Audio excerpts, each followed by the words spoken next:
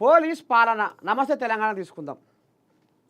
Police పాలన, కేసుల పీడన, నిలదీస్తే కేసులు, నిరసిస్తే అరెస్టులు, ఎదురొడ్డి పోరాడుతున్న బీఆర్ఎస్ సైనికులు.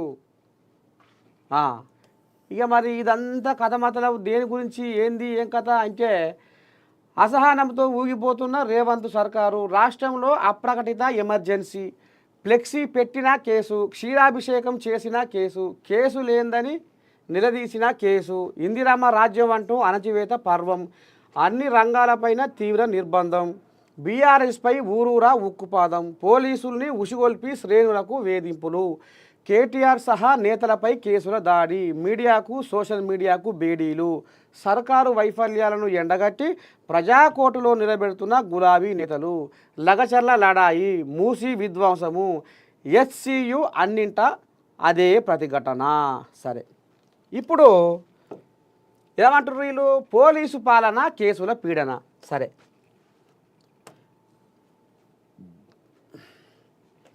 ఇక ఒక్కసారి మనం తెర మీదకి పోతే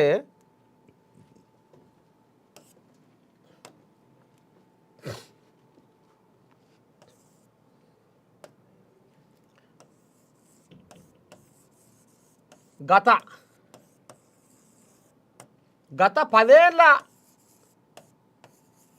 పదేళ్ల పాలనలో ఏమి నడిచిందయ్యా అంటే ఏం చెప్తారు?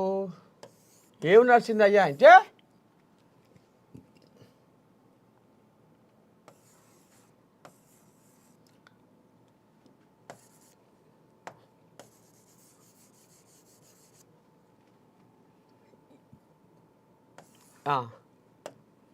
ఏమి నడిచిందయ్యా అంటే, గత 10 ఏళ్ల పాలనలో ఏమి నడిచిందయ్యా అంటే, రియల్ ఎస్టేట్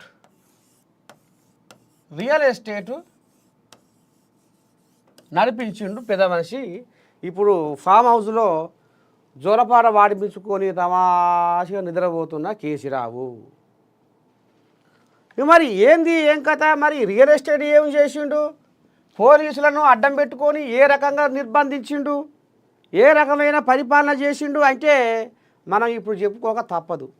ఎందుకంటే ఇవాళ కంచె గచ్చిబావులిని కాపాడుకుందాము, పోలీసులను అడ్డుపెట్టి మేము దాన్ని రామసక్కదనంగా ఉన్నట్టుగా చెప్తే, మేము దాంట్లో ఏఐ ఉపయోగించకుండా, ఏ గ్రాఫిక్స్ ఉపయోగించకుండా, ఏ చేయకుండా సుప్రీంకోర్టు ఇచ్చిన తీర్పు సర్కారు భూమి అంటే దాన్ని ఏ రకంగా దీన్ని సర్కారుకు చెందకుండా చెయ్యాలి, రేవంత్ బతికి బట్టగట్టకుండా, ఆయన పరిపాలన ముందుకు సాగకుండా జనాలతోటి శాపనార్థాలు పెట్టియాలి.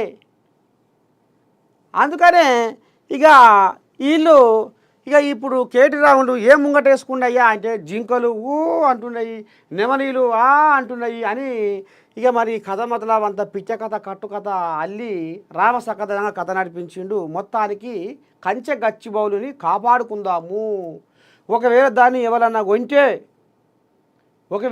ఎవరన్నా ఆ భూమిని కొంచెం మాత్రము మళ్ళీ మా సర్కారు రాగానే ఉడవీక్కుంటాము అనేది ఇప్పుడు ఈయన బలమైన వాదన వినిపిస్తున్నాడు కేటీ రాములు.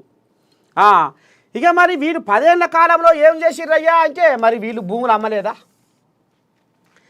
హైటెక్ సిటీ చుట్టుపక్కల, మాదాపూర్ చుట్టుపక్కల, కోకాపేట చుట్టుపక్కల, బుద్వేలు చుట్టుపక్కల, బద్వేలు ఇక మరి బాచుపల్లి, ఇంకెక్కడెక్కడ ఎన్ని తీర్ల హైదరాబాద్ చుట్టూ భూములు అమ్మిరో తెలియదా?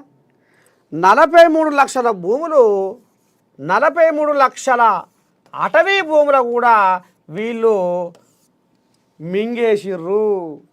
43 లక్షల అటవీ భూముల వీళ్ళు మింగేసిర్రు. ఇది కాదా?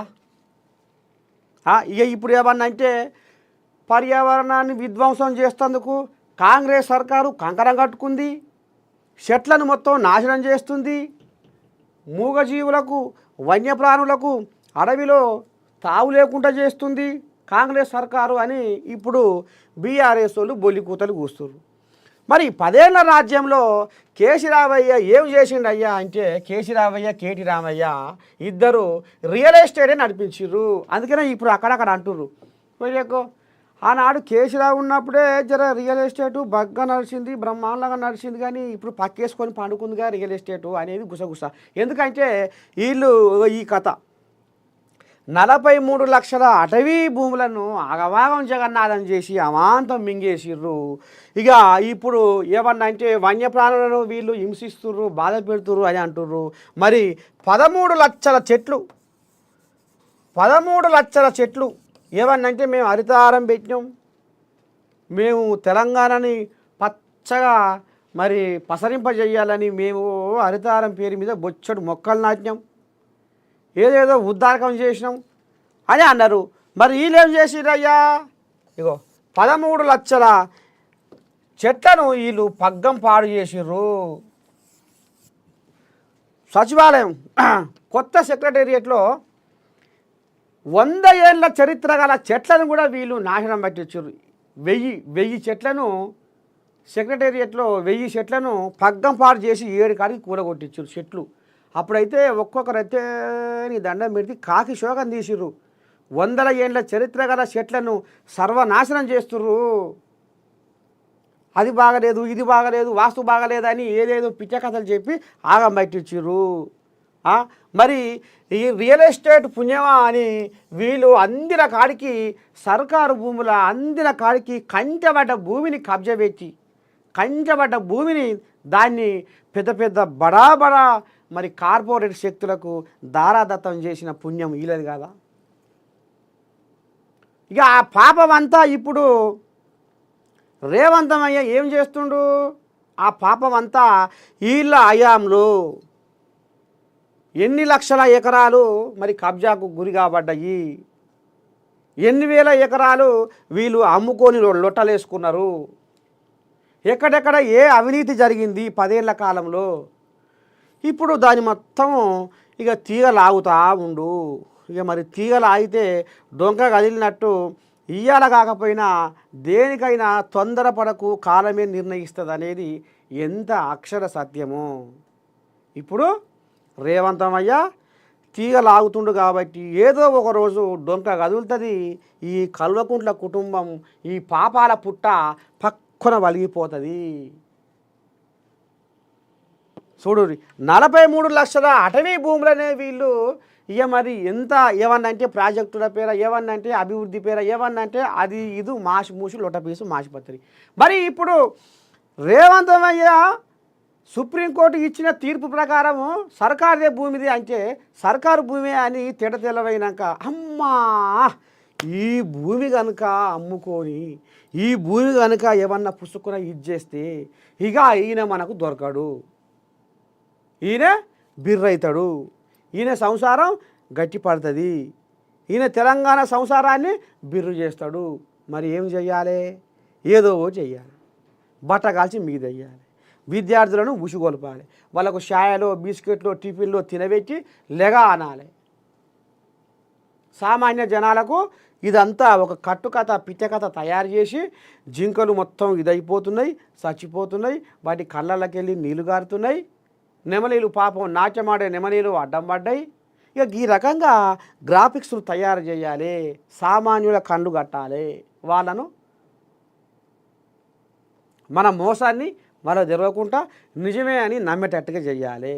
ఇగో గిసం వంటి కథ నడిపిస్తుర్రు ఇప్పుడు బీఆర్ఎస్ కోయాగలు. మళ్ళీ ఇప్పుడు ఏమన్నంటే పోలీసు పాలన, కాంగ్రెస్ పీడన, పోలీసులతోటి ఎక్కడికక్కడ నిర్బంధం చేస్తుర్రు, ఎక్కడికక్కడ అరాచకం చేస్తుర్రు, ఎక్కడికక్కడ కేసులు కడుతుర్రు. గత 10 ఏళ్లలో మీరు పోలీసులను అడ్డు పెట్టుకొని ఏ రామసక్కని ఉద్దారకం చేసిర్రో తెలియదా?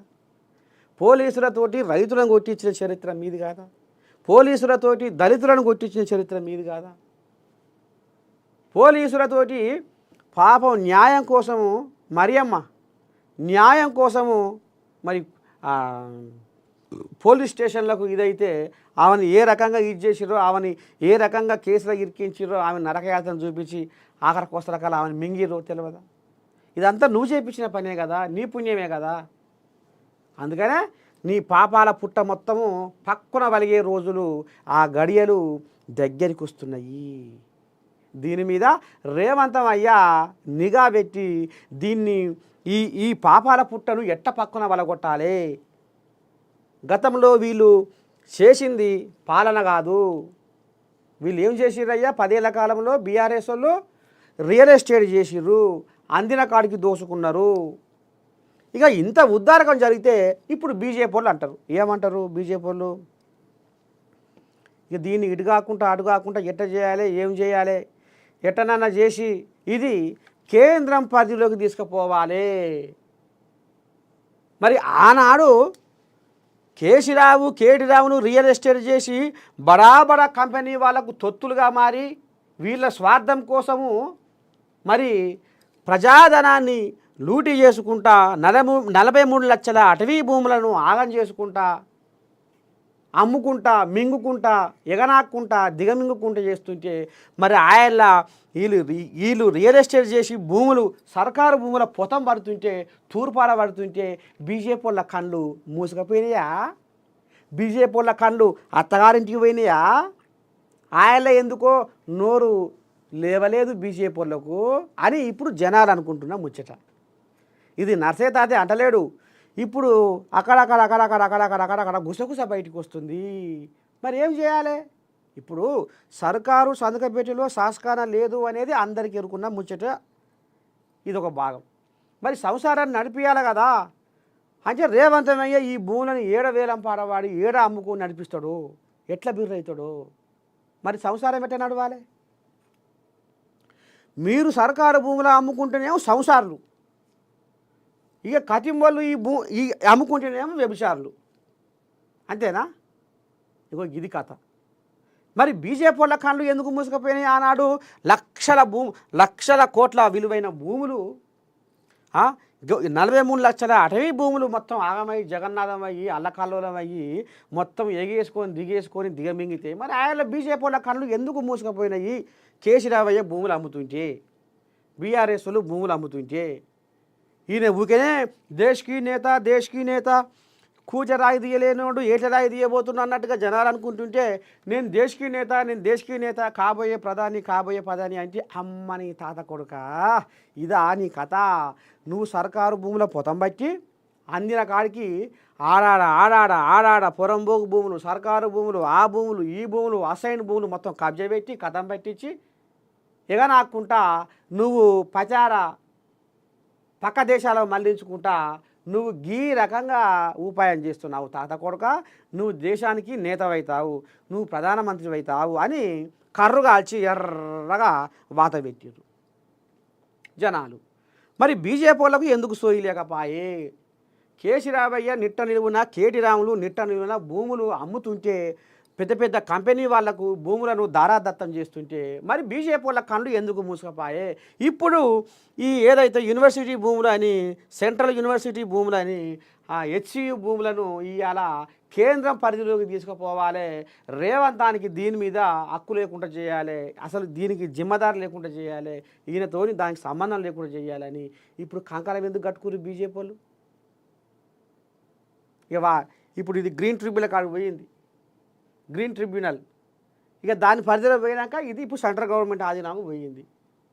మళ్ళా సుప్రీంకోర్టు దీని మీద వద్దే మీ చెట్లు గిట్లు ఏమనుకోరి మీ పనులు ఆపురని ఇప్పుడు కథ ఆడిపోయింది. అంటే ఇది మళ్ళీ రేపు ఏం చేయాలి? ఏకో పార్కు పెట్టాలి అని ఇప్పుడు అనుకొస్తున్నారు అందరు. దీన్ని ఒక పర్యావరణ కేంద్రంగా పర్యాటక కేంద్రంగా చేయాలంటారు. మరి దీనికి పెట్టుబడి ఎవరు పెట్టాలి? మళ్ళీ దీని వ్యవహారం అంతా మళ్ళీ ఎవరు గంట పెట్టి తిప్పాలి? నా నుంచి సామాన్యుల నుంచి అవుతుందా? మళ్ళా అదే రామేశ్వరరావు గతంలో ఈ శుద్ధపూసలే బీఆర్ఎస్ శుద్ధపూసలే ఆయనకు మరి 50 ఎకరాల భూమి దారదత్తం చేశారు. మై హోమ్ విహంగా ఈ శుద్ధపూసలు ఆయన మరి ఎట్లా మీరు ఈ సుఖం పూసలు బీఆర్ఎస్ కోల్యాగలు మొత్తం రియల్ ఎస్టేటే. ఇవాళ మహిమం రామేశ్వరరావు దిగుతాడా? మెగా కంపెనీ ఆయన దిగుతాడా? లేకపోతే అదానా అంబానా? ముఖ్యంగా అదాని అంబానీతో మళ్ళీ కథ నడిపించి దీన్ని మళ్ళీ ఏదో ఒక పర్యాటక కేంద్రంగా ఒక ఏకో పార్కు ఇక ఏం పెడతారో ఇక దానికి మళ్ళీ పేర్లు ఇంకేం చేస్తారో ఇదంతా మళ్ళీ నడిపించి ఎవరి చేత పోయింది ఇప్పుడు ఇది బీజేపీ అధిష్టానం బీజేపీ పెద్ద మనిషి మోదీ చేతులకు పోయింది. మోదీ ఏం చేస్తాడా ఇప్పుడు అదానా లేకపోతే అంబానా ఇక ఆయన దోస్తులు ఆయనకు పైసల దోస్తులు ఇక పైసల దోస్తులతోటి పెట్టుబడి పెట్టించి కథ మొత్తం నడిపించి ఇది కేంద్ర పరిధిలోకి దీని మీద పెత్తనం ఇక కులాయిస్తారు ఒక గిది కథ. అంటే ఇప్పుడు ఎట్టుబడి రేవంతం సర్కారు బిర్ర కావద్దు, రేవంతం సర్కారు ఆగమాగం జగన్నాథం కావాలి, జనాలతోటి శాపనార్థాలు పడాలి, రేవంతము ఇక నా నుంచి కాదని ఎత్తెయ్యాలి. ఈ రకంగా ఇప్పుడు బీఆర్ఎస్ బీజేపీ వాళ్ళ బంధము బలపడ్డది, బీఆర్ఎస్ వాళ్ళ బీజేపీ వాళ్ళ బంధము బలపడ్డది. ఇక నిన్న మొన్న పార్లమెంటు ఎలక్షన్లలో వీళ్ళ కథ ఎట్లా ఏంది ఏం కథ అంటే బీఆర్ఎస్ వాళ్ళు మొత్తం బీజేపీకే సపోర్ట్ చేసిర్రు, బీఆర్ఎస్ వాళ్ళు మొత్తం బీజేపీకి సపోర్ట్ చేసిర్రు. ఇక మనం ఫోన్లలో కూడా విన్నాం, ఆడియోలు కూడా లీక్ అయితే ఎట్లా చేసి మనం ఇక మన పార్టీ మన బీఆర్ఎస్ పార్టీ అది గెలవదు, అది కాదు, ఇది పోదు, ఊరు కాలేదు, పీరు లేవదు, కానీ మొత్తానికైతే బీజేపీ వాళ్ళకి వేద్దాం ఓట్లు. ఇక నిన్న మనం జరిగిన ఎమ్మెల్సీ ఎలక్షన్లలో కూడా కథ ఎటు జరిగిందో ఏమైందో తెర లోపల ఏమైందో ఏ రకంగా చీకటి ఒప్పందాలైనయో ఏ రకంగా లోపాయకారు ఒప్పందాలైనయో అంతేరికి బీజేపీ బీఆర్ఎస్ ఒకటి. అంటే చూడురి గత 10 ఏళ్లలో కేసీరావు ప్రభుత్వ భూములను నిట్ట నిలువున అమ్మి పగ్గంపాటు చేసి తెలంగాణను అప్పుల కుప్ప చేస్తే బీజేపీ వాళ్ళ కళ్ళు మూసుకుపోయినాయి. ఇప్పుడు తెలంగాణ సంసారం వెళ్తలేదు, సర్కారు సంతకపేటలో శాసనం లేదు కాబట్టి ఏదో ఒక ఉపాయం చేద్దామన్న ఆలోచన మీద ఉంచి ఎట్లా అమ్ముతావు అని ఇప్పుడు బీఆర్ఎస్ కోల్యాగలు బీజేపీ కోల్యాగలు సంకలు గుద్దుకుంటున్నాయి, లెంకలు కొడుతున్నాయి, ఫోన్ తిరుగుతున్నాయి. అంటే ఇప్పుడు అర్థమైందా?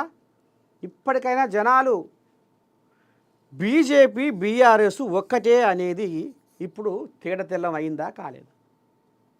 గతంలో 10 ఏళ్లలో కేసీరావు సర్కారు భూముల అమ్మితే నోరు మెదపకపోవడం ఏంది, నోరు విప్పకపోవడం ఏంది? ఇప్పుడు రేవంతం అయ్యా ఈ భూమి సర్కారుదే, సుప్రీంకోర్టు తీర్పిచ్చింది ప్రభుత్వ భూమి అని తేటతెల్లం చేసింది అనగానే ఈ కోజాగలు ఏ రకంగా ఉసిగొరుపుతున్నాయో చూడు. గిది కథ. అంటే మొత్తానికి బీజేపీ బీఆర్ఎస్ ఒక్కటి, బీజేపీ బీఆర్ఎస్ ఒక్కటి అని మనకు ఇప్పుడు రామసక్కదనంగా అర్థమవుతుందిలా. ఇది కథ.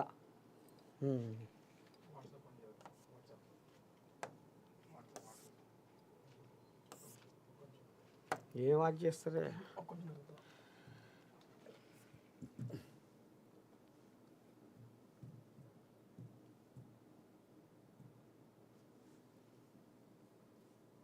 ఇట్లా ఏ పేపర్ ఎట్లా పంపించాలి అట్లా పంపించాలి పేపర్.